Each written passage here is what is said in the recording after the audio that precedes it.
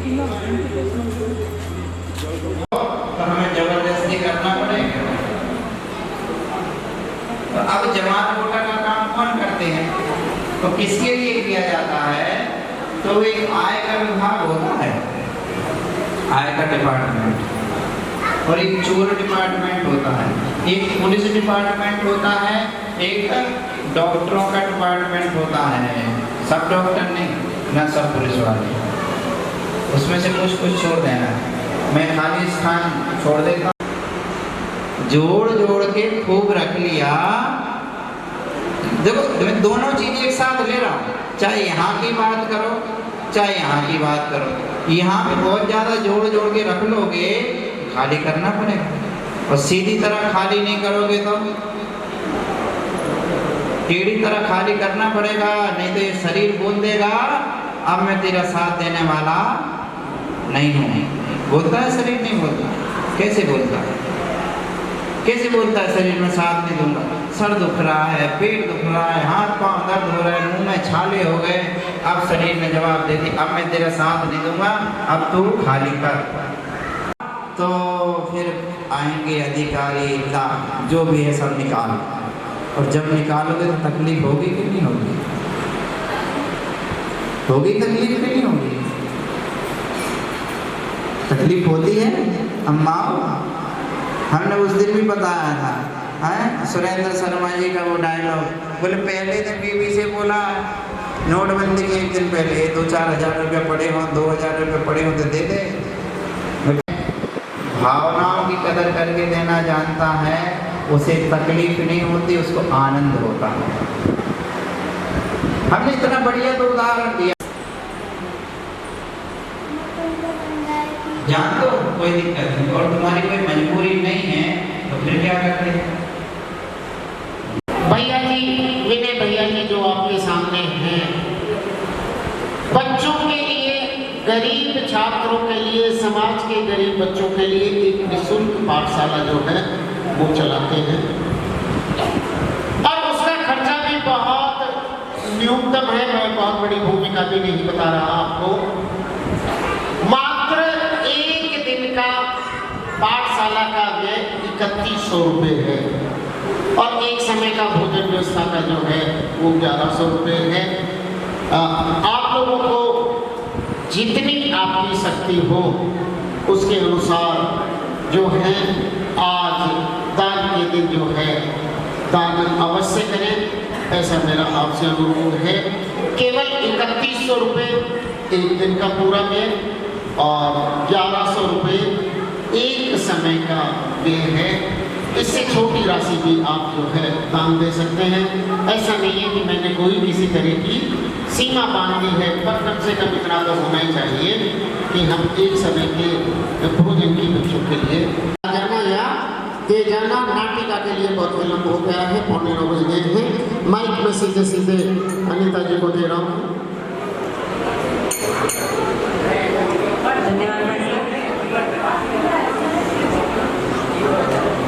अभी ये कार्यक्रम महिला मंडल द्वारा शुरू होने जा रहा है। जैसे आपने अभी सारे कार्यक्रमों में अपनी सहभागिता दिखाई, हमारे यहाँ पर जितनी भी महिलाएं हैं, बच्चे हैं, पुरुष वर्ग है, सभी ने बहुत अच्छी अपनी भूमिका निभाई। क्योंकि मैंने पहले भी कहा था कि पात्र दोनों ही हैं, आप भी पात्र हैं और ये भी पात्र हैं जो कलाकार यहाँ मंच पर अपनी प्रदर्शन करेंगे। तो दोनों पात्रों का ही एक दूसरे से सामंजस्य होना बहुत ही जरूरी है। तो सभी के साथ जोर से जयकारा लगाएंगे। देवादिदेव 1008 श्री शंभुनाथ भगवान की, 10 लक्षण महापर्व की।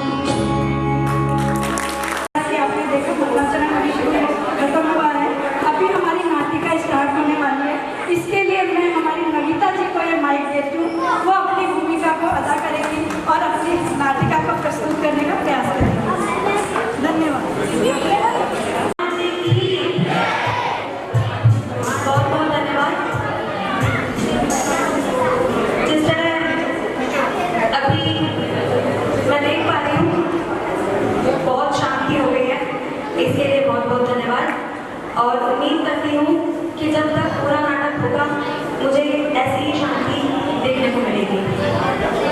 सबसे पहले इस भव्य जनाने में उपस्थित सभी पुण्यात्माओं को मेरा स्वागत है। साथ ही मैं धन्यवाद देना चाहूँगी सीमा आंटी जी का, जिन्होंने मुझे इस मंदिर से जोड़ा, जहाँ के लोग बिल्कुल एक परिवार की भांति रखते हैं। मुझे यहाँ आकर बहुत खुशी मिली और अपनी प्रस्तुति देने का अवसर पाकर मैं बहुत ही आनंद का अनुभव कर रही हूँ। इसके बाद धन्यवाद देना चाहूँगी शुचि दीदी, लक्ष्य भैया, अपने परिवारजनों को, जिन्होंने मुझे मंदिर आने के लिए हर प्रकार की अनुकूलताएं प्रदान की। मेरी बेटी जो बहुत छोटी है, उसके बाद भी वो मुझे हर तरह की अनुकूलता देती है। जैसा कि आप सबको विदित है, आज यहाँ एक छोटी सी नाटिका लेकर मैं आई हूँ, जिसका नाम है 8 कर्मों की अदालत।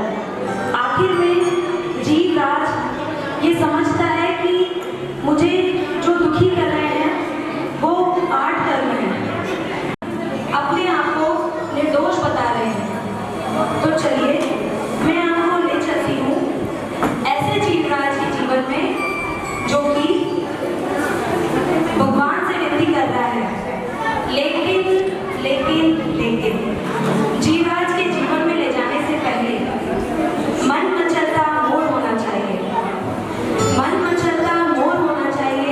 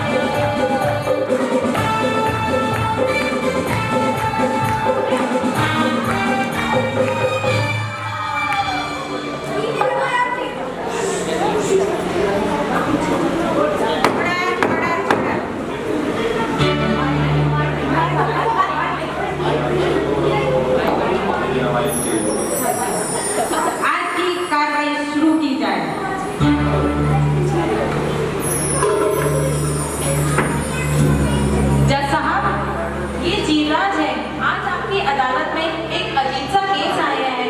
ये जो जीवराज है, इन्हें 8 लोगों ने मिलके इनके ज्ञान निधि को लूटा है। ये बहुत ही दुखी है, बहुत ही परेशान है। अब ये आपके सामने आया है। कृपया करके आप इसे न्याय दिलाइए और अपराधियों को कड़ी से कड़ी सजा दिलाइए, ताकि वो कभी किसी और को इस तरह से परेशान ना कर सके। जज साहब, ये लीजिए फाइल।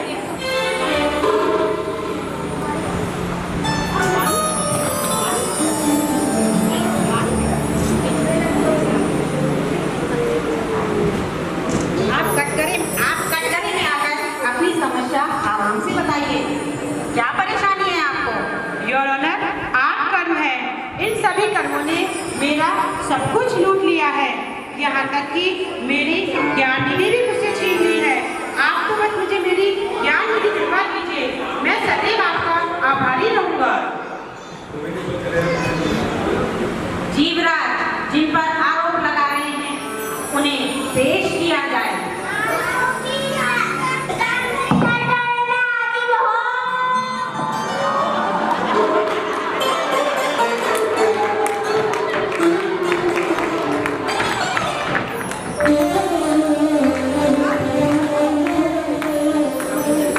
जीवराज आठों को कर्मों को देख रहा है और बेचारा डर के मारे घबरा रहा है, परेशान है, डर रहा है।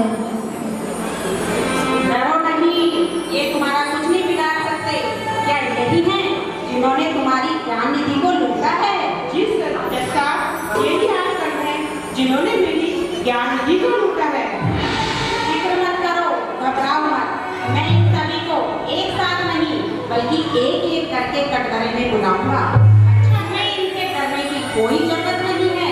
ठीक है जैसा, उनको एक एक करके बुलाएंगे, ये तो बहुत ही अच्छी बात है। अब जज साहब सभी आरोपियों से ये जानेंगे क्या सच में उन्होंने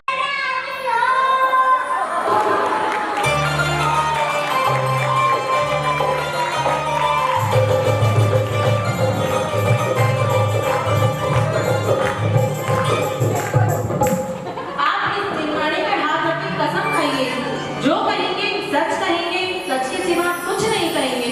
मैं इस दिलवानी पर हाथ रखकर कसम खाता हूँ, जो कहूँगा सच के सिवा कुछ नहीं कहूँगा।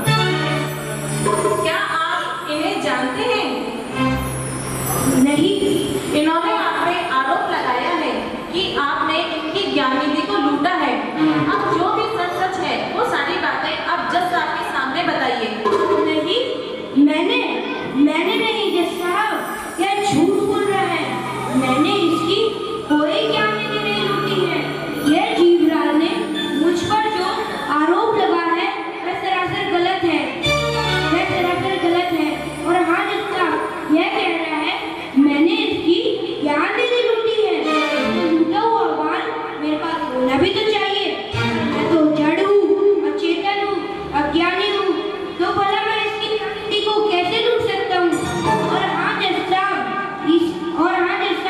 इसे जो ज्ञान मिला इसका भी तो उसने दुरुपयोग ही किया है, यानी सदुपयोग नहीं किया। अब सोचिए, इसे जो ज्ञान नहीं मिलता ये उसके लिए रोता है, परेशान होता है, और जो ज्ञान मिल चुका है उसके लिए उसका भी ये दुरुपयोग ही करता है, यानी सदुपयोग नहीं करता। सोचिए, अगर इसे और अधिक ज्ञान मिलता तो ये और अधिक पाप कमाने में खर्च कर देता। आपको तो पता ही है जैसा, पाप कभी एक नहीं होता, पापों में घनिष्ठ मित्रता होती है। तो पूछिए इसे। नहीं जैसा, यह झूठ बोल रहा है। मेरी ज्ञान निधि इसी के पास है। आप तो बस मुझे मेरी ज्ञान निधि दिलवा दीजिए, मैं सदैव आपका आभारी रहूंगा। अरे तुम मुझसे इतना ही परेशान हो तो तुम मुझे बुलाते ही क्यों हो? मैं इनके पास खुद नहीं जाता। यह मुझे योग, प्रमाद, कषाय, अवृति और ऐसे 5 गुलाबों के द्वारा आदर सत्कार करता है और मेरी उपेक्षा क्यों नहीं करता? पंडित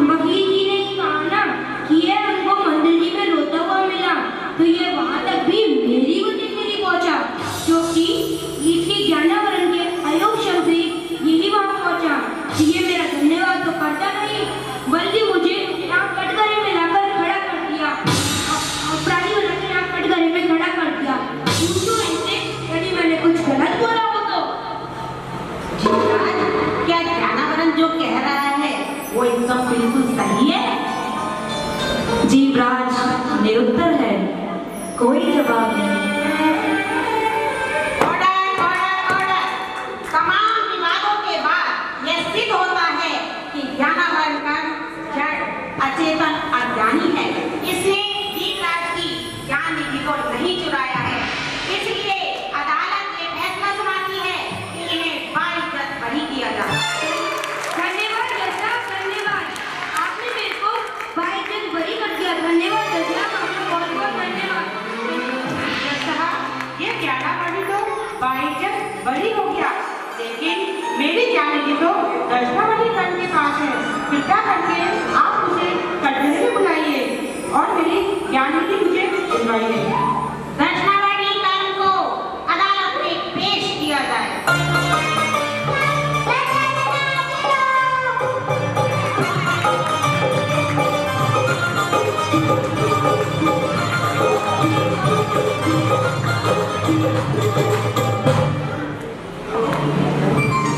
आप दर्शनावली कर इस जिंदगानी पे हाथ रख के कसम खाइए, आप जो भी कहेंगे सच कहेंगे, सच के सिवा कुछ नहीं कहेंगे। मैं कसम खाता हूँ, जो कहूँगा सच कहूँगा, सच के सिवा कुछ नहीं कहूँगा। अब आप अपनी सारी दलीलें जज साहब के सामने पेश कीजिए। नहीं नहीं जज साहब, यह आरोप मुझ पर सरासर गलत लगाया जा रहा है। मैं भी तो जड़ी हूँ, अचेतन हूँ, अज्ञानी हूँ। जो ज्ञानावरण ने कहा वही कथन मेरा भी है। लेकिन जज साहब, मैं ज्ञानावरण से पहले आता हूँ, तो मैं कोई ऐसे नहीं आता। ये मुझे 5 बार निमंत्रण देता है, तभी मैं आता हूँ। वैसे तो मेरा धन्यवाद कहना चाहिए कि मेरी वजह से दर्शन ज्ञान है।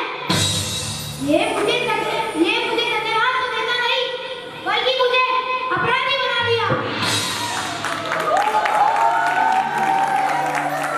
जीवराज, क्या दर्शनावरण जो कह रहा है वो एकदम सही है?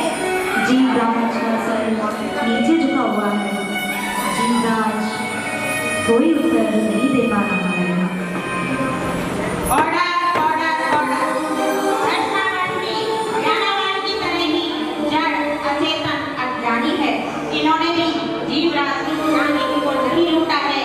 ये भी अपराधी हैं, इन्हें भी बाइज्जत बरी किया जाता है। धन्यवाद जज साहब, मुझे बाइज्जत बरी कर दिया है।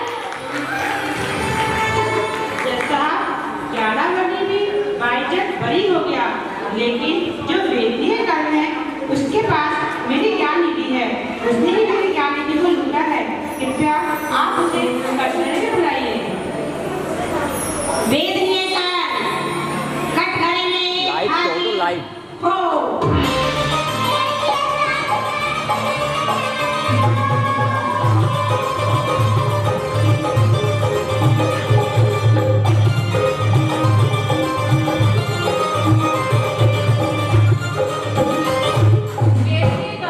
आप इस जिम्माने पे हाथ रख के कसम खाइए, जो कहेंगे सच कहेंगे, सच के सिवा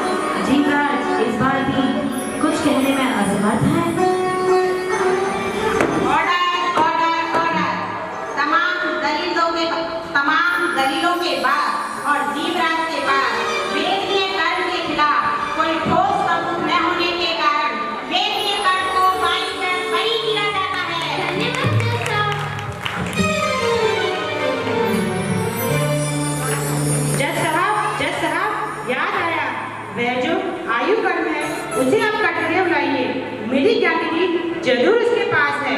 आप मुझे मेरी ज्ञान निधि दिलवा दीजिए, मैं सदैव आपका आभारी रहूंगा। आयुकर को अदालत में पेश किया जाए।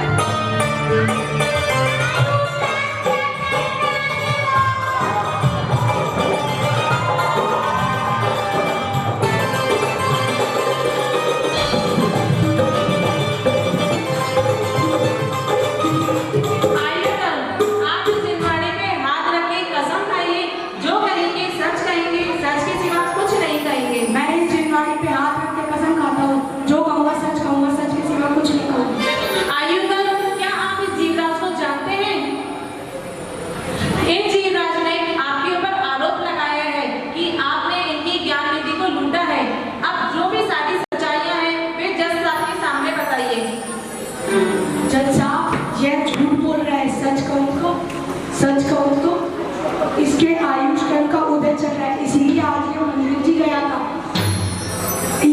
अगर ये आज मेरे कारण ही यहाँ पर जीवित खड़ा है, अगर इसे पता चल जाए कि ये मरने वाला है तो ये ना जाने भटक भटक कर कहाँ कहाँ जाएगा। इसलिए से तो मेरा उपकार मानना चाहिए, परंतु ये तो मेरे को ही दोषी बना, अपराधी बनाकर दोषी ठहरा रहा है। जीवराज, तुम्हें कुछ कहना है अपनी सफाई में? जीवराज निरुद्ध है। अदालत ये फैसला देती है कि आयुकर भी ठोस सबूत न होने के कारण इन्हें भी बाइक कर बरी किया जाता है। धन्यवाद चर्चा। जज साहब, मुझे याद आया, मेरी ज्ञान निधि तो नाम और गोत्र कम के पास है। कृपया करके आप मुझे मेरी ज्ञान निधि दिलवा दीजिए, मेरी ज्ञान निधि दिलवा दीजिए जज साहब। ठीक है जीवराज, धैर्य रखो, मैं अभी उन दोनों को बुलाती हूँ। नाम और गोत्र को अदालत में पेश किया जाए।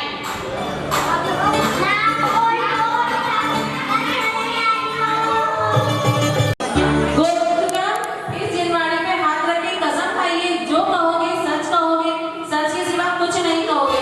मैं इस जिनवाणी पे हाथ रख के कसम खा रहा हूँ, जो बोलूंगा सच बोलूंगा, सच के सिवा कुछ नहीं बोलूंगा। अब आपकी जो भी दलीलें हैं, जो भी सच्चाई है, वो सारी सच्चाइयाँ और दलील जज साहब के सामने पेश कीजिए। नामकर, तुमने निश्चय ही जीवराज को परेशान किया होगा, क्योंकि तुम्हारा तो परिवार भी बहुत बड़ा है, प्राण में प्रकृति वाला है। सचमुच तुमने ही इन्हें दुखी किया हुआ है, तुमने ही इनकी ज्ञान निधि को चुराया है। सच सच बताओ। अरे ये आप क्या मजाक कर रहे हैं? माना मेरा परिवार तेरा में पकड़ने का बड़ा परिवार है। मैं भी तो जड़ी हूँ, अचेतन हूँ, अर्थात करती हूँ। मैं भगवान के पास होने से उन्हें परेशान नहीं करता, तो मैं इसे क्यों परेशान करूँगा? वह मुझे बुलाता है तभी तो मैं आता हूँ। मेरी कोई संगति नहीं चलती, मेरा कोई कर्म नहीं बनता। मेरी बस इतनी सी समस्या है, जितना मैं बांधा गया हूँ उतने ही भोगने में आता हूँ। गोलकर, आप भी अपनी सबूत पेश कीजिए कि आपने इनकी ज्ञान निधि को नहीं चुराया है। जज साहब, मैं तो नामकरण का अभिनावी हूँ, मेरे कारण ही इसका उच्च गोत्र का उदय होता है। इसके कारण ही ये मंदिर गया और इसे किसी ने रोका नहीं, वरना इसकी वजह से इसके नीचे गोत्र का उदय होता तो ये मंदिर जाने की तो दूर वहाँ आने की भी नहीं सोचता। इसलिए इसे हमें धन्यवाद देना चाहिए। सो तो नहीं, बल्कि हम पर झूठा आरोप लगाता है।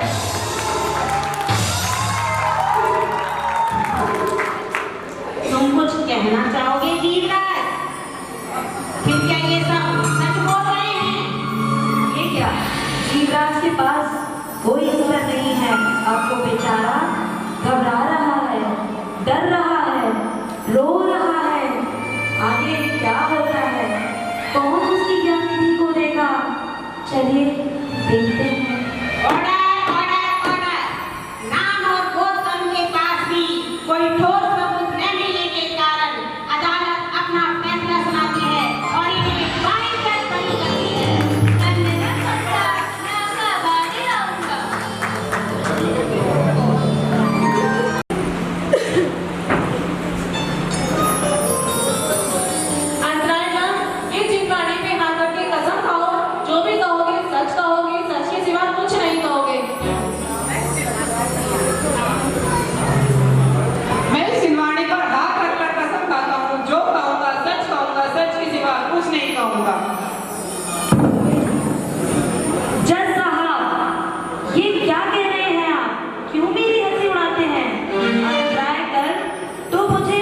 सामने किया है और मैं घाती भी बनाया है, और मैं भी तो जड़ ही हूँ, अचेतन हूँ, अज्ञानी हूँ। इसे जब जानता ही नहीं तो फिर इसे परेशान कैसे करूँगा? और मैं तो बहुत कमजोर हूँ। नाम, गोत्र और वेदीय कर्म का सहारा मिले तो थोड़ा बहुत कुछ काम कर पाता हूँ। जब साहब नाम, गोत्र, वेदी, आघाती कर्म होने से पहले ही कमजोर है, और मैं खुद असमर्थ होने से, कमजोर होने से कमजोर का सहारा लेता हूँ, तो आप ही बताइए मैं कितना कमजोर हूँ? और यह जीवराज मुझ बेचारे कमजोर पर इतना संगीन आरोप लगा रहा है। जज साहब, मैं भी तो वेदी कर्म जितना लचीला हूँ। यदि ये आप स्वयं ऊंची भावना भाए तो फिर मैं क्या कर सकता हूँ? यह तो सच है कि यह विशेष दान, तपस्चरण आदि नहीं कर सकता, परंतु यह मुझकी भावना तो भा सकता है। यह स्वयं भावना भाए तो मैं फिर क्या कर सकता हूँ? इसे नजदीक जाना है तो ध्यान आदि की जरूरत पड़ेगी। भाई परिस्थिति को जुटाने में तो यह असमर्थ हो सकता है, लेकिन जज साहब, अगर यही ऊंची यही ऊंची भावना बैठे बैठे भाए तो मैं क्या करूँगा? इसकी रुचि तो पंचेंद्रिय भोगों की है, लेकिन यह कहता है कि क्या करें, मेरा तो अंतराय कर्म का उदय चल रहा है। अरे जज साहब, वास्तव में इसे विवेक है कि कहाँ कितने कितने पाप करने हैं। जब मैं इसके पाप कर्म में बाधक नहीं बनता तो पुण्य में बाधक कैसे बनूंगा? वास्तव में अंतराय कर्म इसे परेशान नहीं करता, बल्कि इसकी स्वयं की भोगों की रुचि ही इसे परेशान करती है। और ये दोष मुझ पर लगा रहा है, मुझे अपराधी बना रहा है, कटघरे बनाकर खड़ा कर दिया है। ये क्या कह रहा है जीवराज? क्या ये सब तुम्हारी ही रुचि का परिणाम है और तुम इन सब पर आरोप लगा रहे हो? नहीं चचा, मैं तो बहुत दान देना चाहता हूँ, तीर्थ यात्रा भी करना चाहता हूँ, परंतु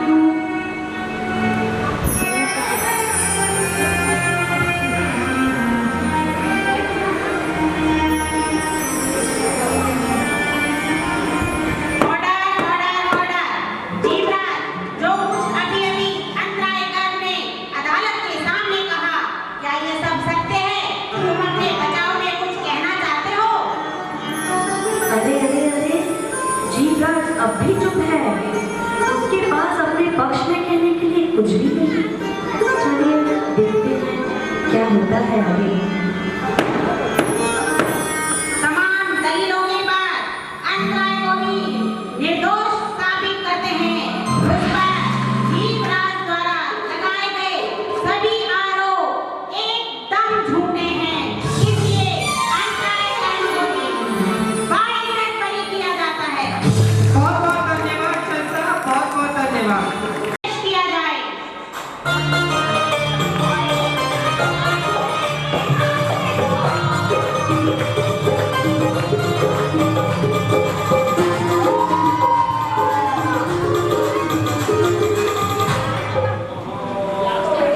मोहिनी कर, आप इस जिम्माड़े पे हाथ रख के कसम खाइए, जो कहोगे सच कहोगे, सच के सिवा कुछ नहीं कहोगे। मैं जिन्नाड़ी पे हाथ रख के कसम खाता हूँ कि जो कहूँगा सच कहूँगा, सच के सिवा कुछ नहीं कहूँगा। मोहिनीगण, ये जीवराज ने आप पे आरोप लगाया है कि आपने इनकी ज्ञान निधि को लूटा है। क्या ये सच है? अब आप जो भी सच है वो सारी सच्चाई जज साहब के सामने पेश कीजिए। क्या तुम ही हो मोहिनीगण? मोहिनीगण, तुम तो सब कर्मों के राजा हो, क्योंकि मोह, राग, द्वेष सभी विकार तुम्हारे कारण ही चलते हैं और तुम्हारा ही वंश चलता है, और बाकी के कर्मों की संतति भी तुम्हारे कारण ही होती है। इसलिए क्या तुम अपराधी हो?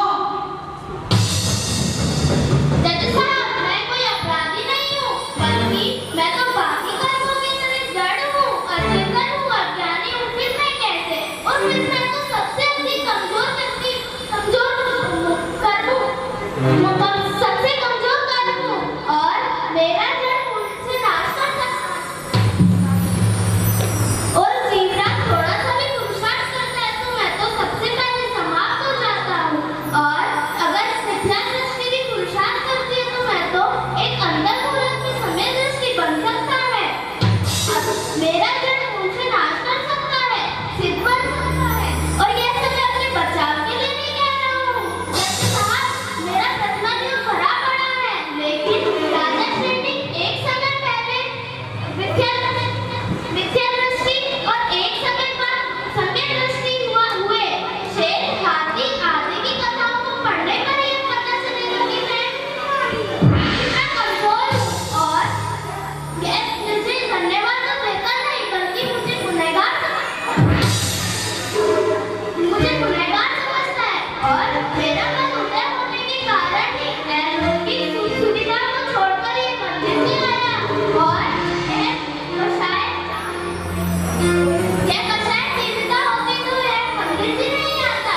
और यह मुझे धन्यवाद तो देता नहीं बल्कि गुनहगार समझता है।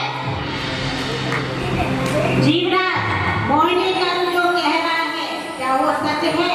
तुम इस संबंध में कुछ कहना चाहोगे? जीवराज चुप है।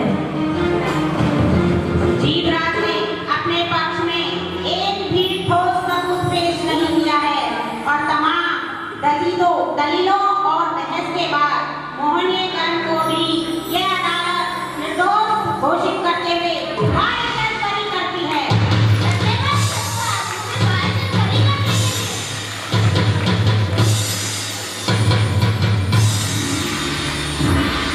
जीवराज, अब कहो, तुमने 8 अपराधियों को कटघरे में लाकर खड़ा कर दिया और स्वयं यह स्वीकार किया कि ये सभी अपराधी नहीं हैं।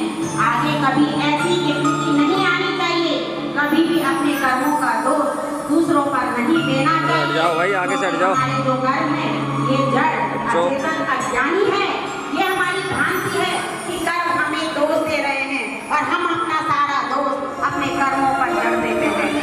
क्योंकि जीवराज, जब तक हम असैनी थे यानी पंचेंद्रिय दशा प्राप्त नहीं की थी, जब तक कर्मों को दोष देना उचित था। लेकिन अब हमारी ये भ्रांति है क्योंकि अब हम पंचेंद्रिय जीव हैं। अब इन कर्मों पर दोष देना व्यर्थ है और हम सारा दोष दूसरों पर मढ़ देते हैं। आज सभी की दुखों का कारण ही यही है कि हम अपना दोष स्वयं नहीं मानते हैं और दूसरों पर मढ़ देते हैं। अगर सभी अपने दोषों अपने कर्मों को स्वयं मानने लगे तो उनकी विचारधारा ही बदल जाए। आज मनुष्य के सबसे बड़ा दुख का कारण है कि हम अपने समस्त दोषों को दूसरों पर मढ़ देते हैं।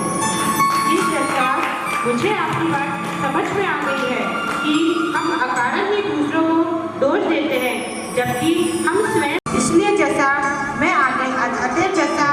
आगे से इस बात का सदैव ध्यान रखूंगा। ठीक है जीवराज, क्योंकि तुमने सबके सामने अपनी गलती स्वीकार कर ली। क्योंकि गलती स्वीकार करना भी मानव का सबसे बड़ा गुण होता है।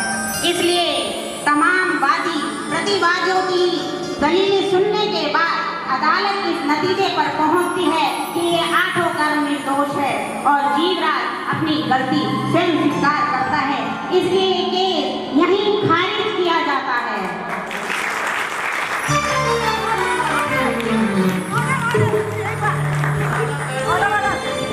यही काम हम भी अपने जीवन में लगातार किए जा रहे हैं। मैं उम्मीद करती हूँ कि मेरी इस छोटी सी नाटिका, इस छोटी सी प्रस्तुति से ये स्पष्ट भली भांति हो गया होगा कि हम किस प्रकार कर्मों को दोषी समझ रहे हैं, किस प्रकार कर्म निर्दोष हैं और किस प्रकार हम भूल लगातार किए जा रहे हैं। अंत में मैं सिर्फ इतना ही कहना चाहूँगी, हर फूल की महक पर अधिकार हो आपका, हर फूल की महक पर अधिकार हो आपका, हर स्वर नव प्रगति का साकार हो आपका, हर फूल पर अधिकार हो आपका, हर स्वर नव प्रगति का साकार हो आपका।